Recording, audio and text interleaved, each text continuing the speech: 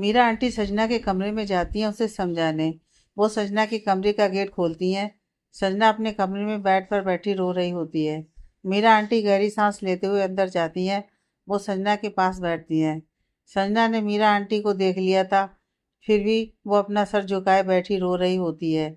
Meera aunty जब कुछ नहीं बोलती तो सजना बोल उठती है, आपको भी मुझ पर भरोसा नहीं है? आप भी मुझे गलत ही समझेंगी। मीरा आंटी सजना का हाथ पकड़ते हुए, सोना, मुझे पूरी बात बताओ, ये सब कैसे हुआ? संजना रोते हुए, आंटी सच में मैंने कुछ नहीं किया। मैं बस बाहर गई थी ड्रिंक करने।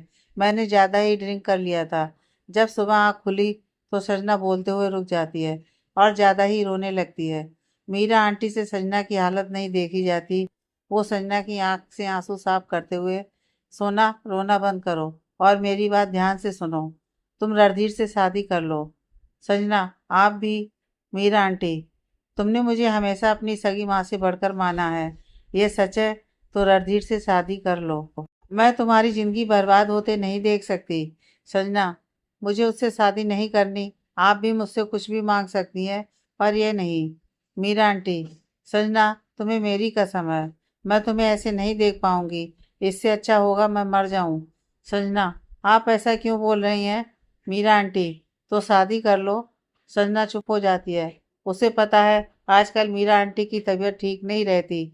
अगर उसकी वजह से आंटी की तबीयत बिगड़ गई तो सोचते हुए, मैं सिर्फ आपके लिए तैयार हूँ। मीरा आंटी संजना के सिर को चूमते हुए, मुझे खुशी है सोना, तुमने मेरी बात मानी। मीरा आंटी बोलकर चली जाती हैं। संजना बैठी अपनी ज़िंदगी के बारे में सोचती है। जिस इंसान को बिल्कुल पसंद नहीं करती, कुछ दिनों बाद उसे उसी इंसान से शादी करनी पड़ेगी। संजना को समझ आ जाता है कि रणधीर ने ही उसके पापा को सब बताया है। उसे रणधीर पर बहुत गुस्सा आता है। उसका मन करता है वो फ़ोन लगाकर उसे बहुत गाली दे। फिर सोचती है, मैं उस आदमी से बात नहीं करूंगी। तभी उसका फ़ोन बज उठता है। संजना अपना फ़ोन उठाकर, तुमने पापा को सब बताया ना? रणधीर, और कोई ऑप्शन था? तुम शादी के लिए तैयार नहीं हो रही थी। संजना, यह मत समझना शादी के बाद तुम्हारा मुझ पर और मेरे बच्चे पर हक हो जाएगा। रणधीर, हक मेरा ही रहेगा। संजना गुस्से से, गो टू हेल बोलकर फ़ोन रख देती है। सभी नींद के आगोश में चले जाते हैं। अगली सुबह अशोक जी मेघा से बात करते हैं। मेघा को अपने पापा की बात सुनकर बहुत हैरानी होती है। उसे भी बहुत बुरा लगता है कि रणधीर और संजना की शादी के बारे में जानकर। लेकिन अशोक जी मेघा को संजना की प्रेगनेंसी वाली बात नहीं बताते, बल्कि ये बात वो किसी को भी नहीं बताते। माया को भी सख्त लहजे में कहा था, किसी को पता नहीं चलना चाहिए। दादा दादी बहुत नाराज होते हैं संजना की शादी मेघा के साथ लेकर, खासकर दादी जी। पर अशोक जी अपना फैसला नहीं बदलते। अशोक जी अपना सब काम छोड़कर शादी की तैयारी में लग जाते हैं। सबसे पहले होटल बुक करते हैं जहाँ सारी रस्में होनी है। इसके बाद में विनोद जी को भी बता देते हैं। उन्हें कोई आपत्ति नहीं होती है होटल में रस्में करने में। संजना को भी छुट्टी लेने के लिए बोल देते हैं। 9 दिन बाद ही शादी है। 2 दिन इन्हीं कामों में बीत जाते हैं। संजना आज रणधीर के साथ शॉपिंग पर जाने वाली है। मीरा आंटी भी साथ हैं। संजना लिविंग रूम में बैठकर रणधीर का वेट करती है। बाहर से गाड़ी की आवाज़ आती है। रणधीर अंदर आकर मीरा आंटी के पैर छूता है।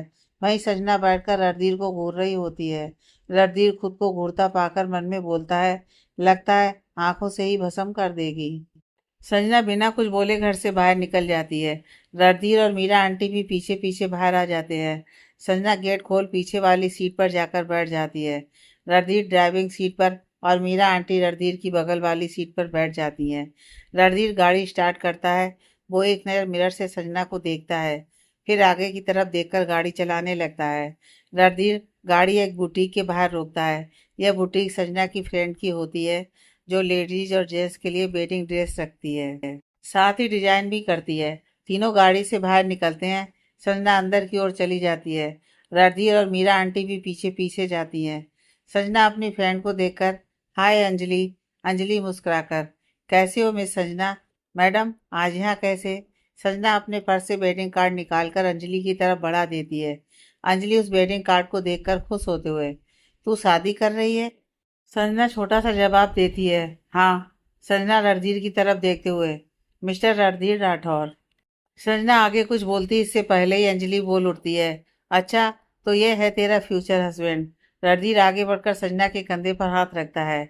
जी हाँ, आप मेरे होने वाले मिसेज के लिए कोई अच्छा सा वेडिंग लहंगा दिखाएं। संजना घूर कर रणधीर को देखती है, पर रणधीर उस पर कोई ध्यान नहीं देता। अंजलि, क्यों नहीं, चलिए मेरे साथ। अंजलि बहुत बहुत सुंदर लहंगा दिखाती है। संजना उनमें से 3 सिलेक्ट करती है, फिर उन तीनों को उठकर ट्राई करने चली जाती है। संजना एक एक करके उन तीनों को ट्राई करती है। उनमें से जो सबसे ज़्यादा कंफर्टेबल होता है उसे चूज़ करती है।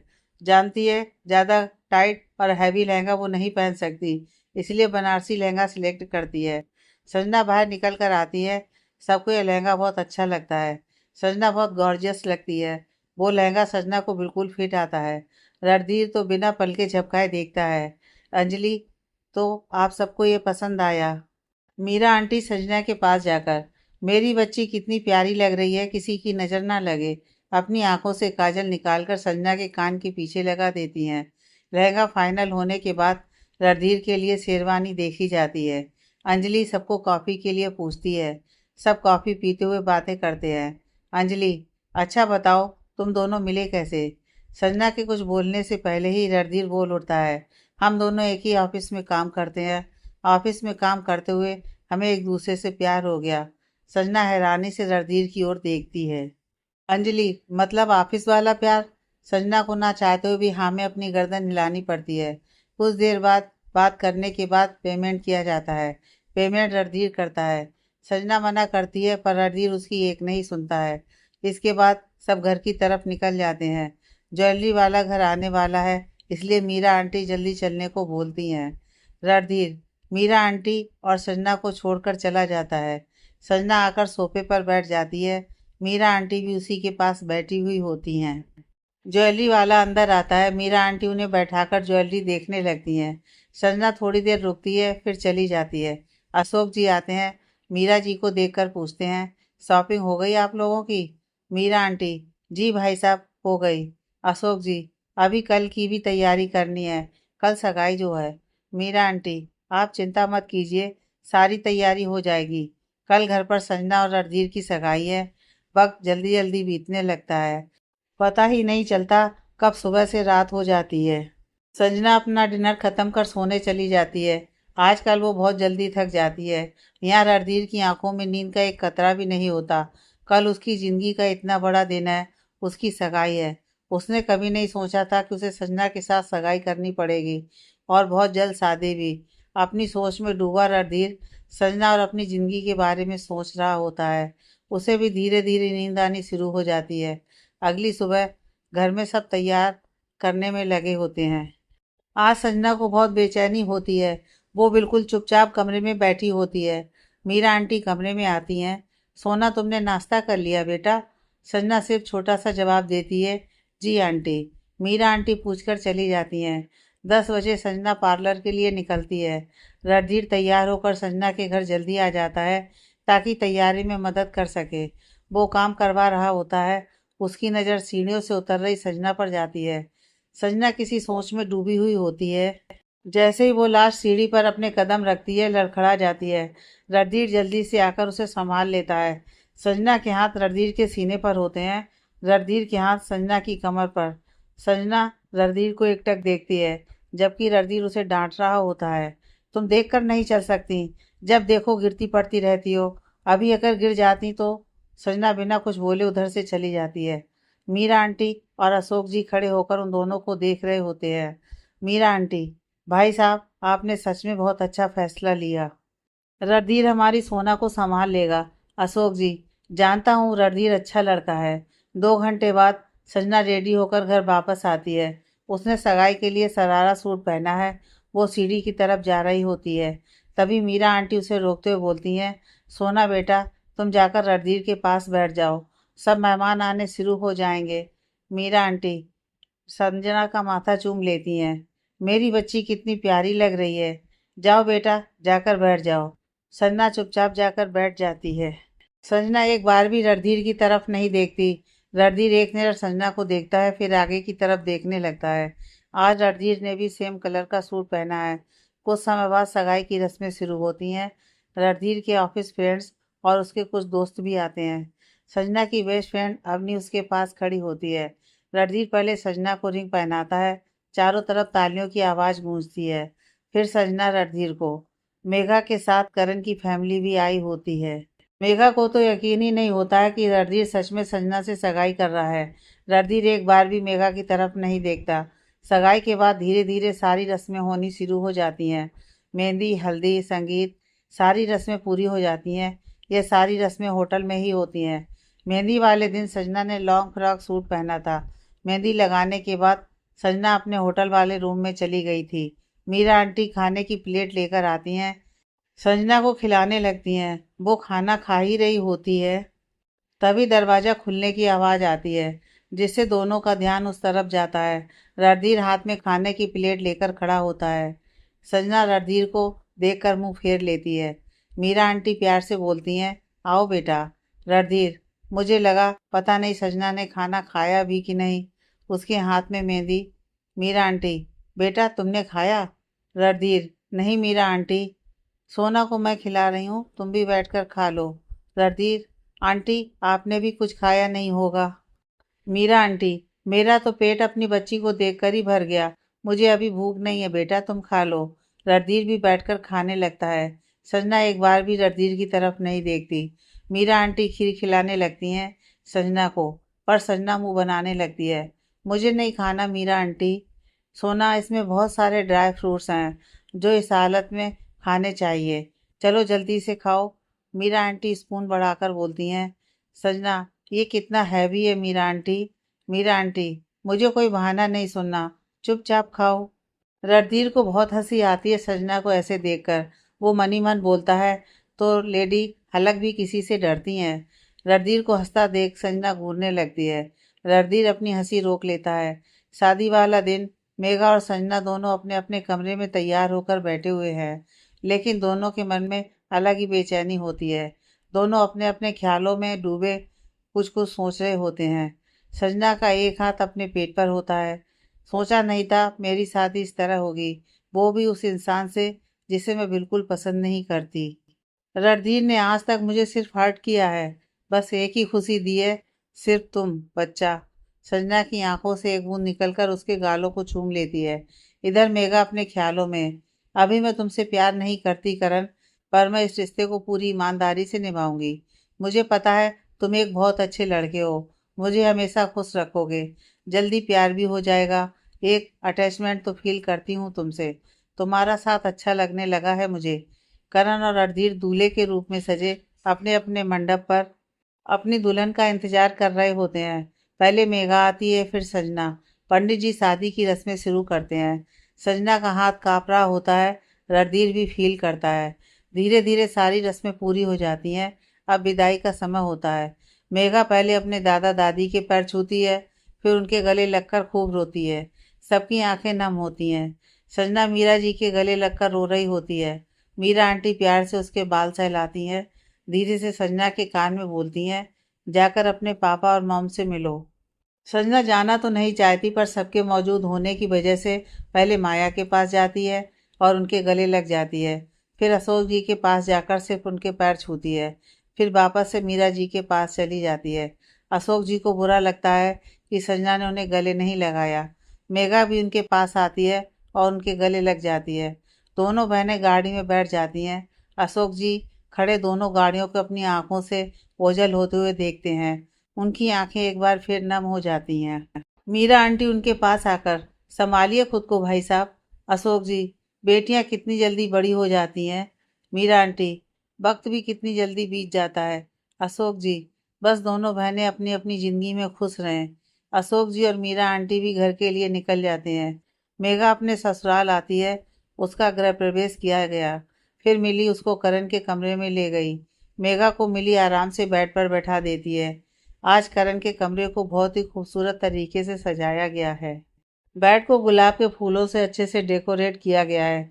थोड़ी देर बात करने के बाद वो चली जाती है। करण नीचे अपने कजिन और फ्रेंड्स के साथ बैठा हुआ होता है। सब उसके साथ मजाक करते हैं। रेशमा जी, बेटा तुम जाकर आराम कर लो, और तुम सब भी जाकर आराम कर लो। करण अपने कमरे में जाता है। दरवाज़ा खुलने की आवाज़ से मेघा का ध्यान दरवाजे की तरफ जाता है। करण मेघा के पास आकर, ये लहंगा बहुत हैवी है, तुम जाकर चेंज कर लो। मेघा, आप पहले जाकर चेंज कर लीजिए, मुझे गहने भी उतारने हैं। करण, ठीक है। करण अपने कपड़े लेकर बाथरूम में चला जाता है। मेघा अपने गहने उतारने लगती है। करण बाथरूम से बाहर आता है। उसकी नज़र मेघा पर पड़ती है, जो अपने जूड़े को खोलने की कोशिश करती है। करण उसके पास जाकर, मैं तुम्हारी हेल्प करूं? मेघा अपनी गर्दन हाँ में हिला देती है। करण आराम से उसका जूड़ा खोलता है। Megha, thank you. करण पीछे से मेघा को हक कर लेता है। मैं आज बहुत खुश हूँ मिसेज आहूजा, अब तुम सिर्फ मेरी हो। मेघा करण की बात सुनकर हल्का सा मुस्कुरा देती है। दोनों थोड़ी देर ऐसे ही रहते हैं, चुपचाप एक दूसरे को महसूस करते हैं। चुप्पी को तोड़ते हुए करण बोलता है, बहुत देर हो गई है, चलो अब सो जाते हैं। दोनों बेड पर आ जाते हैं। करण मेघा को हक कर लेता है। मैं रोज ऐसे ही सोने वाला हूँ तुम्हें पकड़कर। मेघा भी करण की बाहों में सिमट कर सो जाती है। इधर सजना रणधीर के साथ फ्लैट पर आती है। फ्लैट का दरवाज़ा खुलते ही सजना बोल पड़ती है, मेरा कमरा कौन सा है? रणधीर इशारे से, वो वाला कमरा तुम्हारा है। संजना बिना कुछ कहे रणधीर के बताए हुए कमरे में चली जाती है। रणधीर संजना को जाते हुए देखता है, फिर एक गहरी सांस लेता है। वो भी अपने कमरे की तरफ चला जाता है। दोनों अलग अलग कमरे में गए थे। संजना की आंख सुबह खुलती है।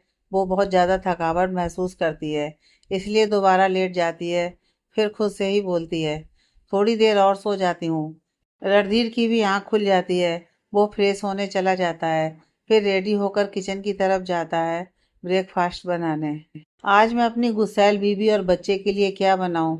रणधीर खुद से ही पूछता है। गरम गरम पोहे बनाता हूँ। इधर करण की आंख खुलती है। तभी मेघा अपने बालों को टॉवल से लपेटकर बाहर आती है और अपने बालों को झाड़ने लगती है। करण तो जैसे उसमें ही खो जाता है। करण उठकर मेघा के पास जाता है और सामने खड़े हो जाता है। मेघा उसको देखकर, ऐसे क्या देख रहे हो?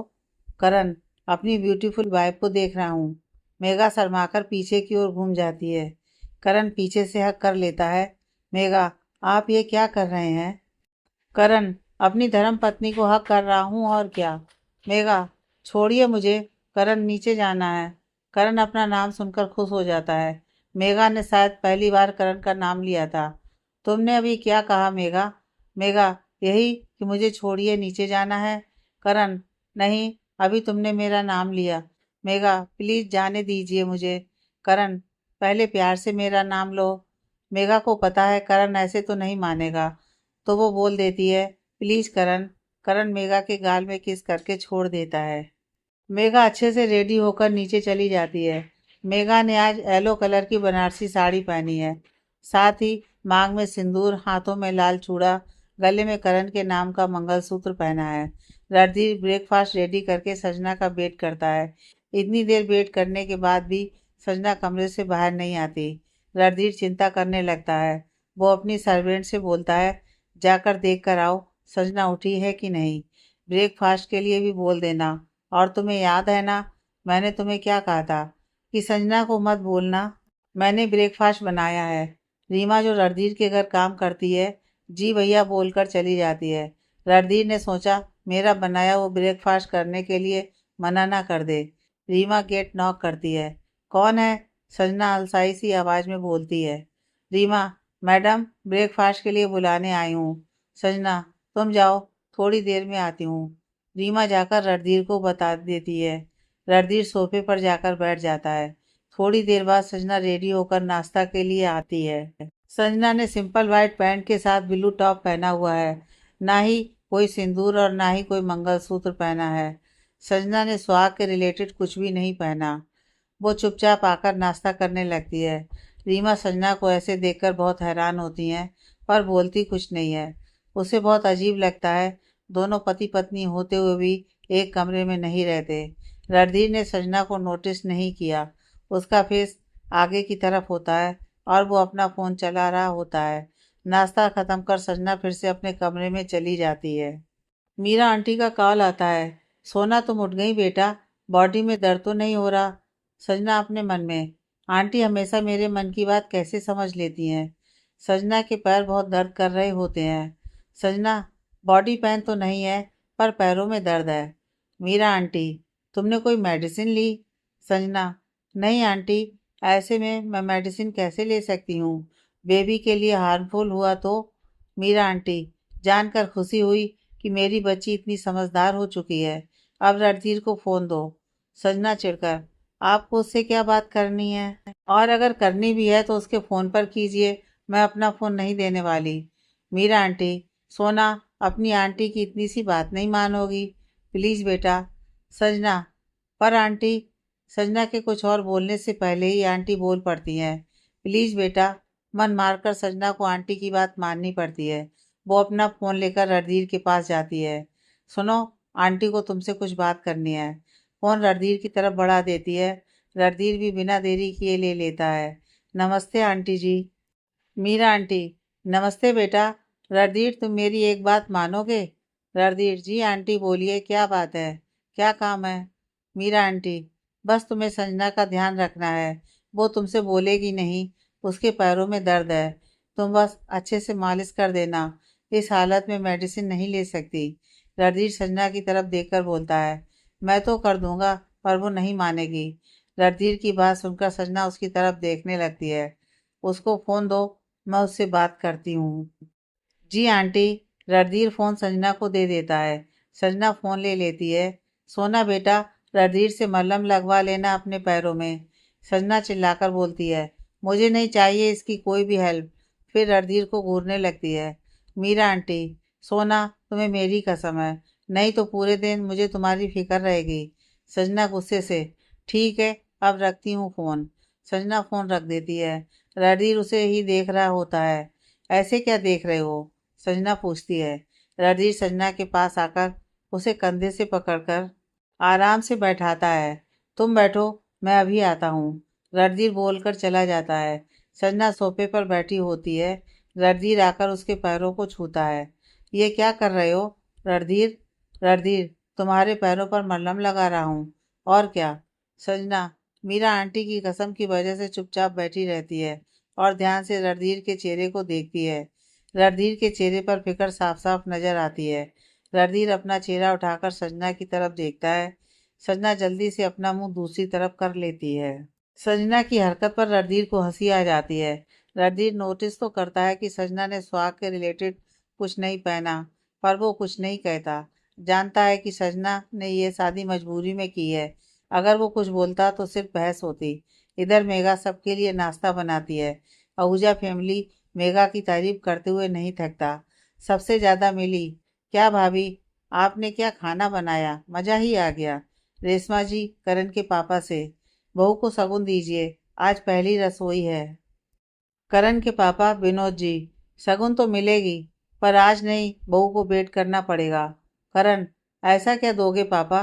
विनोद जी, बेटा जी, इंतजार का फल मीठा होता है। फिर रेशमा जी की तरफ देखते हुए बोलते हैं, आप नहीं देंगी शगुन? रेशमा जी, बिल्कुल।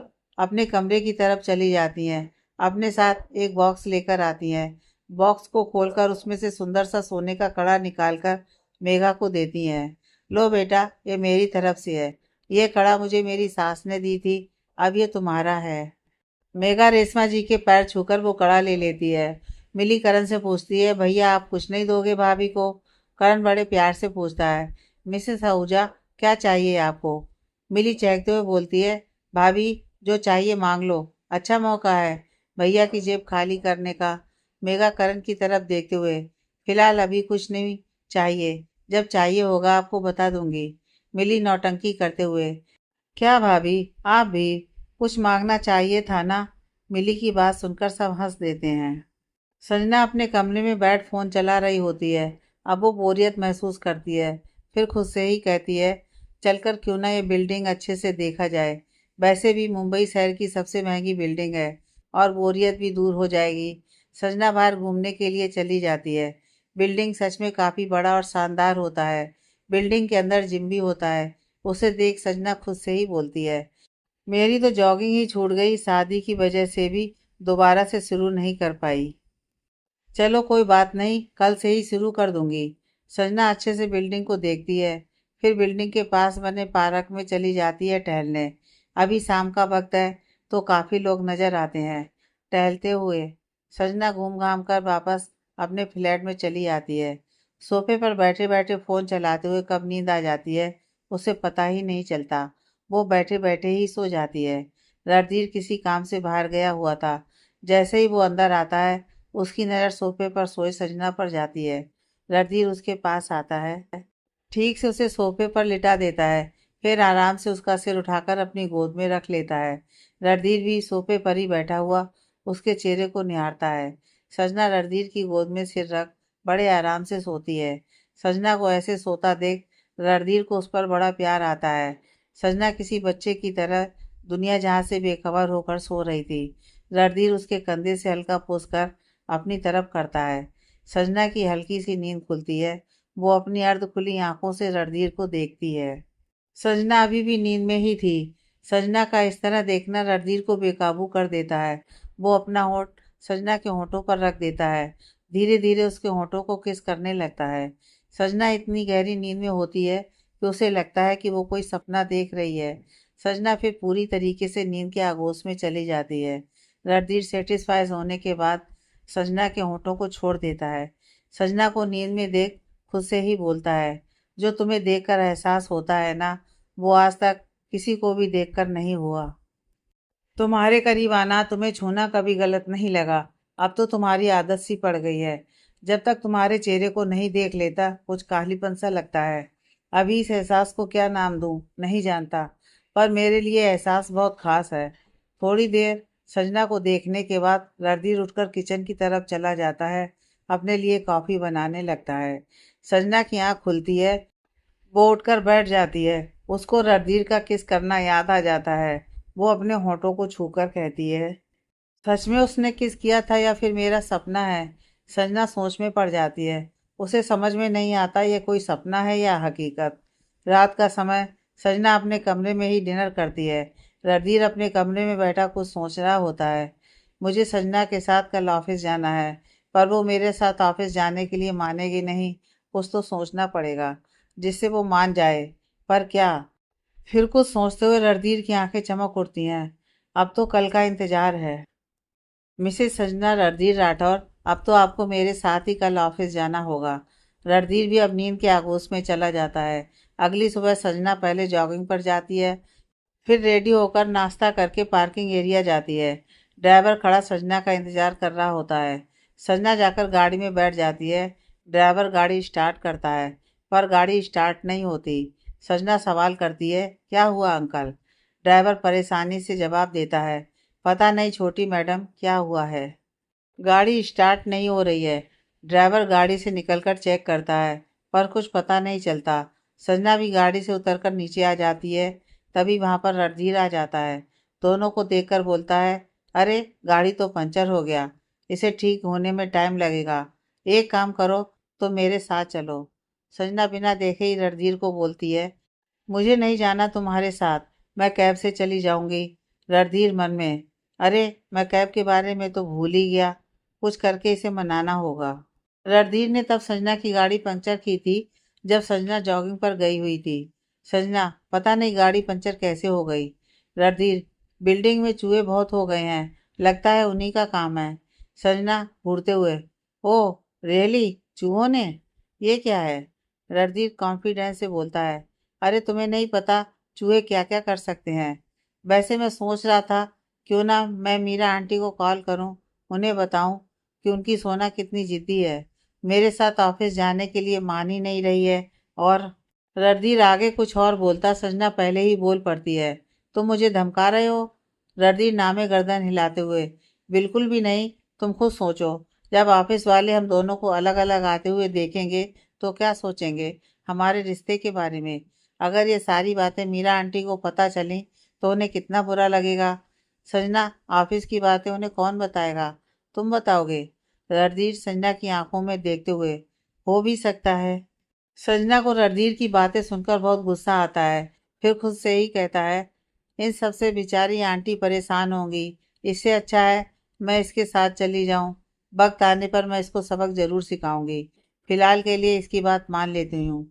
संजना को कुछ सोचता देख रणधीर संजना के सामने अपना हाथ हिलाता है, अरे तुम कहाँ खो गई। संजना अपने ख्यालों से बाहर निकलती है, फिर जोर से चिल्लाकर बोलती है, ठीक है चलो। बोलकर संजना गाड़ी में बैठ जाती है, पर फ्रंट सीट पर नहीं, बैक सीट पर। रणधीर बेचारा अब कर भी क्या सकता है। संजना गाड़ी में बैठ गई, वही बहुत बड़ी बात है। रणधीर भी गाड़ी में आकर बैठ जाता है। गाड़ी स्टार्ट करने से पहले मिरर सेट करता है जिससे संजना का चेहरा दिखे, फिर गाड़ी शुरू करता है। साथ ही म्यूजिक भी ऑन कर देता है। संजना का मूड ऑफ होने की वजह से उसकी जरा सी भी इच्छा नहीं होती है म्यूजिक सुनने की। गाना बंद करो, रणधीर तपाक से बोल पड़ता है। पर क्यों? गाना कितना अच्छा है और ऐसे में तुम्हें गाने सुनने चाहिए। एक प्रेग्नेंट लेडी के लिए बहुत अच्छा होता है। संजना चिढ़कर बोलती है, प्रेग्नेंट कौन है, मैं या तुम? मैं हूं ना, इसलिए गाना बंद करो, मेरा सिर दर्द कर रहा है। यह सुनकर रणधीर म्यूजिक बंद कर देता है। फिर धीरे से बोलता है, तुम्हें तो हर चीज़ बुरी ही लगती है। संजना, कुछ बोल रहे हो तुम? रणधीर हल्का मुस्कुराकर, कुछ नहीं बोल रहा। एक हफ्ते बाद रणधीर रेस्टोरेंट में मेघा के साथ बात कर रहा होता है। कल रात रणधीर ने मेघा को कॉल किया था मिलने के लिए। मेघा गुस्से से भर के, अब क्या बात करनी है तुम्हें? रणधीर, बहुत सी चीज़ें हैं जो तुम्हें नहीं पता, वो बताना चाहता हूँ। तुम मेरी बेस्ट फ्रेंड हो और जब तक तुम्हें कोई बात शेयर ना कर लूँ, तुम जानती हो मुझे अच्छा नहीं लगता। मेघा, वो तो पहले था जब तुम मुझसे बात शेयर करते थे। रणधीर, प्लीज़ मेघा, मुझे एक मौका तो दो बोलने का। मैं तुम्हें अभी भी अपना एक अच्छा दोस्त मानता हूँ। मेघा, सच में मुझे ऐसा नहीं लगता। रणधीर, क्या हम पहले की तरह दोस्त नहीं बन सकते? प्लीज मुझे माफ कर दो। तुम जानती हो मेरा कोई नहीं है, एक तुम ही हो जिसके साथ मैं जुड़ा हुआ महसूस करता हूँ। प्लीज एक बार मिल लो। मेघा, अच्छा ठीक है, मिलते हैं लंच टाइम में, जहाँ हम अक्सर लंच करने जाते थे। रणधीर, थैंक यू मुझे समझने के लिए। फिर फोन रख देता है। Present day. रणधीर मेघा को सब सच सच बताता है। असल में तुम्हारी सगाई वाले दिन मैंने बहुत ड्रिंक कर लिया था और सजना भी ड्रंक थी, और नशे के कारण हम एक दूसरे के करीब आ गए थे। अब सजना प्रेग्नेंट है। मेघा हैरानी से रणधीर को देखती है। वो हकलाते हुए कहती है, क्या? क्या कहा तुमने अभी? Randhir, she is pregnant with my baby. Megha से अब कुछ नहीं बोला जाता है। वो एकटक रणधीर को देखती है। रणधीर मेघा को समझाते हुए, मुझे पता है तुम्हें यह जानकर बहुत बड़ा शौक लगा है। मैं तुमसे छुपाना नहीं चाहता था, मगर इतनी बड़ी बात तुम्हें कैसे बताता। मेघा अभी भी कुछ नहीं बोलती, खामोशी से बैठी रहती है। रणधीर, प्लीज मेघा, कुछ तो बोलो। अगर तुम नाराज हो तो मुझ पर चिल्लाओ, डांटो, पर प्लीज कुछ बोलो। मेघा, मुझे कुछ समझ में नहीं आ रहा मैं कैसे रिएक्ट करूं। रणधीर। रणधीर, मैं समझ सकता हूँ तुम्हें हैरानी हुई है यह सब जानकर, तुम्हें बुरा भी लगा होगा, पर क्या हम प्लीज दोबारा दोस्तों की तरह रह सकते हैं? मेघा, तुम्हें अभी भी लगता है कि हम दोस्त बनकर रह सकते हैं? तुम जानते हो ना मेरा और सजना का रिश्ता कैसा है। शायद सजना को अच्छा ना लगे मेरा तुमसे बात करना। रणधीर, सजना मेरी वाइफ है, पर तुम भी मेरी दोस्त हो।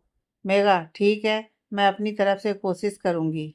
रात का वक्त सजना अपने कमरे में शीशे के सामने खड़े होकर अपने पेट को ध्यान से देखती है। फिर अपने आप से कहती है, मेरा पेट अभी बढ़ नहीं रहा, पर जल्दी बढ़ जाएगा। फिर मैं कैसी लगूंगी? सजना यह सोच सोच कर खुश हो जाती है। सजना को कुछ खाने का मन करता है, जबकि वो अपना डिनर पहले ही कर चुकी है। वो अपने कमरे से बाहर आती है, सीधे किचन की तरफ चली जाती है। फ्रिज खोलकर खाने के लिए ढूंढने लगती है। उसे आइसक्रीम मिल जाती है। आइसक्रीम देखकर संजना काफ़ी खुश हो जाती है और आराम से खड़े होकर खाने लगती है। वाह, कितना टेस्टी है ये। बेबी, आपको अच्छा लगा ना? अपने पेट को सहलाते हुए बोलती है। मम्मा को और खाना है, आपको भी खाना है ना बच्चा? भाई रणधीर खड़ा उसे मुस्कुराता हुआ देखता है और अपने मन में बोलता है, कितनी प्यारी लग रही है, बिल्कुल छोटी बच्ची की तरह। संजना पहले एक डब्बा खाती है, फिर दूसरा डब्बा खोलती है। रणधीर आकर उसे रोकते हुए कहता है, ये क्या कर रही हो सजना? तुम्हें इतना सारा आइसक्रीम नहीं खाना चाहिए, तुम पहले ही एक डिब्बा खा चुकी हो। ज़्यादा खाओगी तो बीमार पड़ जाओगी। सजना उसे घूरते हुए बोलती है, तुमसे किसी ने तुम्हारी राय मांगी है? डब्बा लेकर अपने कमरे की ओर जाने लगती है। रणधीर उसकी कलाई पकड़ लेता है। सजना गुस्से से पलटती है, छोड़ो मेरा हाथ। रणधीर, तुम और नहीं खाओगी? सजना, मैं खाऊंगी, तुम होते कौन हो ना बोलने वाले? रणधीर थोड़ा करीब जाकर मधोसी आवाज में बोलता है। तुम चाहो तो अभी बता सकता हूँ मैं कौन हूँ तुम्हें ना बोलने वाला। संजना अपने कदम पीछे की तरफ कर लेती है। अपनी बकवास बंद करो। रणधीर झट से आइसक्रीम का डिब्बा ले लेता है। संजना चिल्लाकर, मेरा डब्बा वापस करो। रणधीर संजना की आवाज़ नज़रअंदाज कर अपने कमरे की तरफ चला जाता है। संजना पीछे से आवाज़ देती रह जाती है। रणधीर आइसक्रीम लेकर चला जाता है अपने कमरे में। संजना गुस्से से भर जाती है। फिर वो अपने कमरे की तरफ चली जाती है। सुबह का वक्त। संजना रेडी होकर नाश्ते के लिए आती है। वो चेयर पर बैठती हुई पूछती है, आज क्या बनाया है रीमा तुमने? उसकी आवाज़ बैठ चुकी होती है। रणधीर उसकी बैठी हुई आवाज़ सुनकर बोलता है, देखा मैंने कहा था ना तुम्हारी तबीयत खराब हो जाएगी। पर तुम तो मेरी सुन नहीं रही थी कल। अगर और आइसक्रीम खा लेती पता नहीं क्या होता। संजना चिढ़कर बोलने लगती है, अपना मुंह बंद रखो। संजना आगे कुछ बोल नहीं पाती। उसे छींकें आनी शुरू हो जाती हैं। रणधीर उसे इस तरह देखकर, अभी भी तुम्हें मुझ पर चिल्लाना है? अपनी हालत देखो। संजना गुस्से से अपना नाश्ता लेकर अपने कमरे में चली जाती है। संजना अपने बेड पर बैठे हुए रणधीर को कोस रही होती है। तभी कमरे का गेट खुलता है। रणधीर अपने हाथ में काढ़ा लेकर आता है। संजना मुंह बनाते हुए बोलती है, जाओ यहाँ से। कल की हरकत के बाद तो मैं तुम्हारी शक्ल भी नहीं देखना चाहती। रणधीर, तो मत देखो शक्ल, बस एक काढ़ा पी लो। संजना, मुझे नहीं पीना। रणधीर उसके पास जाकर उसकी नाक पकड़ लेता है। फिर जबरदस्ती उसे काढ़ा पिला देता है। संजना बस घूरती रह जाती है। रणधीर हंसता हुआ कमरे से बाहर चला जाता है। धीरे धीरे वक्त भी अपनी रफ्तार पकड़ लेता है। समय बीतने लगता है। संजना का थर्ड मंथ चल रहा है। इन दिनों संजना ने रणधीर से दूरी बना रखी है। आज संजना डॉक्टर के पास जाती है अपना चेकअप के लिए। चेकअप के बाद घर आ जाती है। वो काफ़ी खुश होती है। पहली बार उसने अपने बेबी की हार्ट बीट सुनी थी।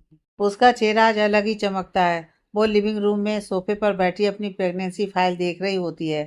तभी डोरबेल बजती है। रीमा जाकर गेट खोलती है। सामने गौरव होता है। गौरव को देखकर संजना के चेहरे पर स्माइल आ जाती है। संजना उसका वेलकम करती है। दोनों आकर सोफे पर बैठ जाते हैं। संजना रीमा को कॉफ़ी बनाने का बोलती है। गौरव, लगता है आजकल बहुत बिजी हो। संजना, ऐसी कोई बात नहीं है। तुम बताओ यहाँ कैसे आना हुआ? गौरव और संजना अब काफ़ी अच्छे दोस्त बन चुके हैं। गौरव, क्या मैं तुमसे मिलने नहीं आ सकता? पहले मैं तुम्हारे ऑफिस गया था। तुमने आज की छुट्टी ली है। संजना, तुम मेरे अच्छे दोस्त हो। जब चाहे मुझसे मिलने आ सकते हो। गौरव, तुमसे एक बात कहूँ? संजना मुस्कुराकर, बिल्कुल बोलो। गौरव, तुम्हें नहीं लगता तुम्हारा वेट कुछ बढ़ गया है? तुम्हें एक्सरसाइज की बहुत ज़रूरत है। संजना को हंसी आ जाती है। उसने सोचा कि अब जल्दी सबको पता चल जाएगा। इसलिए वो फैसला करती है कि वो गौरव को सब बता देगी। गौरव, मैं मोटी नहीं हूँ, मैं प्रेग्नेंट हूँ। संजना की बात सुनकर गौरव हक्का बक्का सा होकर संजना की तरफ देखता है। Are you serious? तुम मजाक तो नहीं कर रही? संजना, मैं तुमसे ऐसा मजाक क्यों करूँगी? गौरव को सोचते हुए, कहीं तुमने शादी भी इसलिए तो नहीं की? संजना हाँ में अपनी गर्दन हिला देती है। गौरव थोड़ी नाराजगी से, यार तुमने मुझे कभी नहीं बताया कि तुम किसी के साथ रिलेशन में हो। संजना एक गहरी सांस लेती है। फिर सब कुछ गौरव को बता देती है। गौरव हैरान नजरों से संजना को देखता है। गौरव के ऐसे देखने से संजना अपना सर नीचे कर लेती है। गौरव, यह गलती किसी से भी हो सकती है। मैं खुद कभी कभी इतनी ड्रिंक कर लेता हूँ कि मेरा मैनेजर खुद मुझे मेरे कमरे में लेकर जाता है। इसलिए तुम गिल्टी फील मत करो। संजना फीका सा हंस देती है। गौरव माहौल को ठीक करने के लिए बोलता है, मुझे तो कम से कम 4 बच्चे चाहिए क्योंकि मुझे बच्चे बहुत पसंद हैं। संजना, यहाँ एक बच्चा संभालना मुश्किल है और तुम्हें 4 बच्चे चाहिए। गौरव गौर से संजना के पेट को देखता है, फिर कहता है, पर तुम्हारा पेट तो बिल्कुल फूला हुआ नहीं लग रहा। संजना हंसकर, अभी मेरा थर्ड मंथ चल रहा है इसलिए मेरा पेट ज़्यादा फूला नहीं है और मैंने जिस तरीके के कपड़े पहने हैं उससे भी पता नहीं चलता। गौरव, अच्छा। गौरव की नज़र फाइल पर पड़ती है। वो उठकर देखने लगता है। रीमा उन दोनों के लिए कॉफ़ी ले आती है। दोनों पीने लगते हैं। संजना, तुमने कभी बच्चे की अल्ट्रासाउंड देखी है? गौरव उस अल्ट्रासाउंड को देखते हुए, नहीं, तभी तो समझ नहीं आ रहा है। संजना उसे हंसते हुए समझाने लगती है। गौरव की वजह से संजना और मुस्कुरा रही थी। गौरव जब घर आया था उस समय रीमा ने दरवाज़ा लॉक नहीं किया था। इसलिए जैसे ही रणधीर घर वापस आता है उसे दरवाजे पर ही संजना और गौरव की आवाज़ सुनाई पड़ती है। रणधीर हल्का सा दरवाज़ा खोलता है। संजना गौरव को अल्ट्रासाउंड दिखा रही थी। दोनों को ऐसे साथ देखकर रणधीर को दिल में कुछ चुभन महसूस होती है, पर वो कुछ रिएक्ट नहीं करता, अपने कदम वापस ले लेता है। इस बिल्डिंग में बड़ा सा हॉल है, साथ ही बैठने का भी पूरा इंतजाम है। रणधीर नीचे जाकर सोफे पर बैठ जाता है। रणधीर आज घर जल्दी आया था ताकि संजना से उसके चेकअप के बारे में बात कर सके। ऊपर जो कुछ भी उसने देखा उसके बारे में सोचने लगता है। संजना का गौरव को अल्ट्रासाउंड की फ़ोटो दिखाना, उसके साथ हंसना, यह सब जो संजना को उसके साथ करना चाहिए था, वो किसी और के साथ कर रही थी। यही बात उसे बहुत चुभती है। वो चाहे कितनी भी कोशिश कर ले, पर संजना उसकी बात मानने को तैयार ही नहीं है। वो ये सब बैठकर सोच ही रहा था कि तभी उसकी नज़र गौरव पर जाती है। गौरव को पहचानना मुश्किल था। उसने चश्मा पहन रखा था, साथ ही टोपी और मास्क भी लगा रखा था, जिससे उसे कोई पहचान न सके। पर रणधीर पहचान लेता है उसके कपड़े देखकर। उसने दरवाज़ा थोड़ा खोलकर देखा था। गौरव ने यही कपड़े पहन रखे थे। रणधीर अपनी सीट से उठता है और वापस अपने फ्लैट की ओर जाता है। गौरव ने रणधीर पर ध्यान नहीं दिया था, वो तो अपने ध्यान में मगन था। जब रणधीर फ्लैट का दरवाज़ा खोलता है, उसे संजना फ़ोन चलाते हुए दिखती है। संजना का ध्यान फ़ोन पर था, इसलिए वो रणधीर को आते हुए नहीं देखती। वो बस अपने फ़ोन पर मगन रहती है। रणधीर उसके सामने आकर खड़ा हो जाता है। संजना को एहसास होता है कि कोई उसके सामने खड़ा है। वो अपनी नज़रें उठाकर देखती है। रणधीर हाथ बांधकर खड़ा होता है। संजना एक नज़र उसे देखती है, फिर वापस अपने फ़ोन पर लग जाती है। रणधीर ऐसे ही खड़े होकर पूछता है, तुम हॉस्पिटल गई थी आज?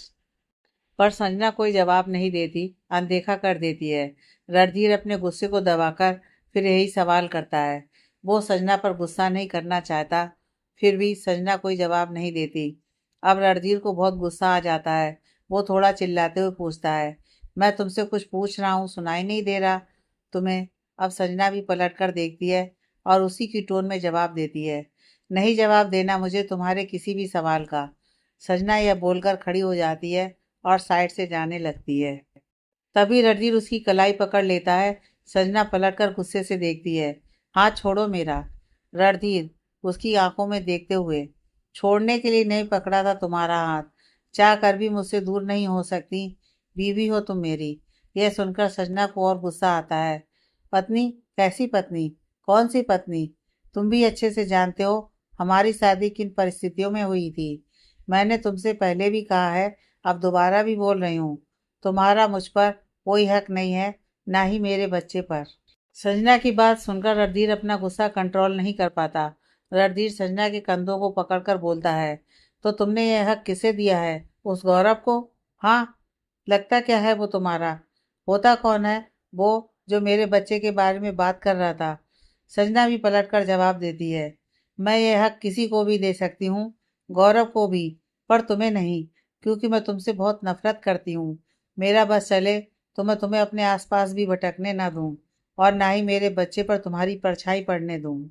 रणधीर संजना से सवाल करता है, पर इतनी नफरत क्यों? क्योंकि मैंने तुम्हारे साथ।